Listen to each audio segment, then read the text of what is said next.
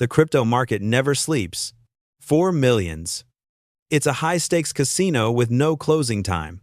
And if you're brave enough to play, you learn to look for the signal in the noise. The moment the next fortune is born, 2 months ago, our subject, Alex, saw that signal. A brand new project, Aura Finance, promising unheard-of returns. The developers were slick, their white paper polished, and the hype machine was absolutely relentless. He saw a true community-driven movement and poured in his savings.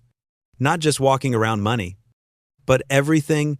He watched his digital vault swell. Feeling that electric rush of certainty, he was early. He was smart. He watched the chart spike vertically. Green candles dominating the screen. His profits were soaring. But then came midnight. Not with a warning. Not with a slow bleed. But with a sharp, sickening snap. The screen instantly turned blood red. The chart line plummeted off screen. The number representing Alex's entire investment flashed a stark, devastating zero. The website went dark. The Telegram channel vanished. The token, once trading at $1, was now worth less than the energy it took to send the transaction. The digital floor had just disappeared right out from under him. Welcome to the Digital Sleuth. Tonight, we're investigating a crime that has become tragically commonplace in the decentralized world. A crime where the criminal doesn't need a gun or a mask. They just need a few lines of code and a lot of human greed. We are talking about the rug pull. This is one of the most devastating forms of crypto fraud. It's a calculated, lightning-fast exit scam where cryptocurrency developers disappear with the investors' money, leaving the project and the token utterly worthless. The FBI reported billions in losses to these types of scams in the last year alone. And that's just the reported figure. This isn't petty theft. This is organized digital plunder. And to understand how they vanish, we first have to understand how they build the trap. The development team is almost always anonymous. They use sleek, often generated, profile pictures, and pseudonyms. This anonymity is their absolute shield. Unlike the founders of a standard company, there's no physical entity to hold accountable. They understand the psychology of FOMO, fear of missing out. They saturate social media and pay influencers for glowing, non-disclosed endorsements. The scammers constantly post updates about mythical partnerships and imminent breakthroughs. The goal is to generate that electric, irrational feeling that you must invest now or miss the rocket ship. The crime takes place in the Wild West of finance, on decentralized exchanges, or DEXs.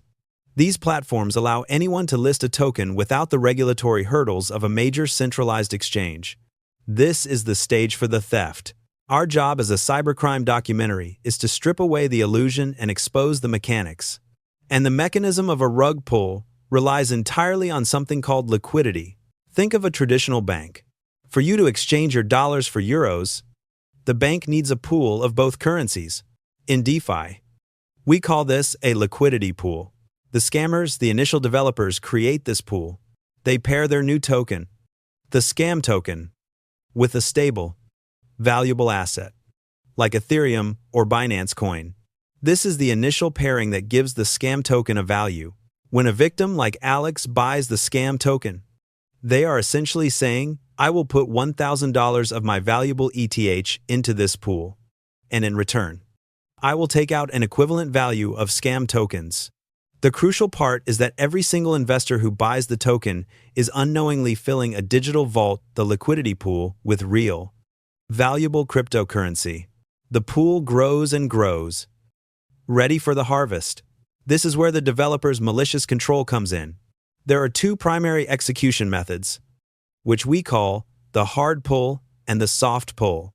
In a hard pull, the most common method, the developers write the token's smart contract to ensure they maintain ownership of the liquidity provider tokens, or LP tokens. These LP tokens are essentially the receipt for the money they put in the pool. By holding these receipts, they can unilaterally withdraw all the pooled assets. In the moment of the pull, the developer executes a function to withdraw all the ETH or BNB from the pool. In a matter of seconds, the vault is empty. Alex is left holding his now useless scam tokens. When he tries to sell, he finds there is nothing left in the pool to swap them for. The token's price chart doesn't just dip. It becomes a flat, permanent line at zero. Sometimes, the theft is more insidious. This is the honeypot contract. The soft pull. The contract is written to be intentionally one-sided. The code allows anyone to call the buy function and put money in. But there's a sneaky condition, a malicious control variable embedded in the sell function. It might check if the sender is an authorized wallet, which is only the developers, or it may have a ridiculously high transaction tax, sometimes 99%, that makes selling impossible. Investors can buy, swelling the pool, but they can't sell. They are, quite literally, locked in. The developers then sell their own massive pre-mined token supply, draining the pool from the inside, while the victims watch, paralyzed. The code isn't just theory, it's the legal mechanism that legitimizes the theft. The devastating efficiency of a rug pull means the window for law enforcement is microscopic. The developers disappear into the anonymity of the blockchain. The financial damage is staggering. For the victims, it's often more than just money. We've seen cases where people lost life savings, retirement funds, or the down payments on their homes. The emotional toll is one of complete betrayal. They weren't hacked, they were psychologically manipulated into handing over the keys. Once the funds are stolen, the money trail goes immediately cold. The thieves employ sophisticated techniques, sending the stolen ETH through thousands of microtransactions, swapping it multiple times across various decentralized exchanges. Eventually, they run it through mixers like Tornado Cash. A mixer is a tool that breaks the traceable link between the source of the crypto and the final destination. It works by literally pooling funds from thousands of sources and spitting them out to the criminals. It is the digital equivalent of tossing the loot into a washing machine. By the time law enforcement tries to trace the initial transaction hash, they hit a dead end, a ghost on the chain. The good news is that these scams leave telltale signs. You can learn to lock the door before the digital sleight of hand begins. Here is the essential protocol for protecting yourself in the decentralized space. Number 1. Check the liquidity lock. This is your most vital defense. Before you invest, find out if the liquidity pool's LP tokens are locked and for how long by a verifiable, independent smart contract. If the liquidity is not locked, assume the developers can pull it at any second. Number 2. Audit the code. Look for a completed, reputable third-party security audit from firms like Certic or Hacken. If they haven't had an audit, or if the code isn't public, open source, you are gambling. Number 3. Team doxing. Does the team have real, verifiable identities? Are they linked to professional LinkedIn profiles? Have they had a successful project before? If the entire team is anonymous, the risk profile jumps tenfold. Number 4. Scrutinize the tokenomics. Check the token distribution. If the developers hold more than, say, 10% of the total supply in a single wallet, they hold a wrecking ball capable of crashing the price instantly. Use blockchain explorers to verify the distribution yourself. Number 5. Beware the hype versus utility ratio.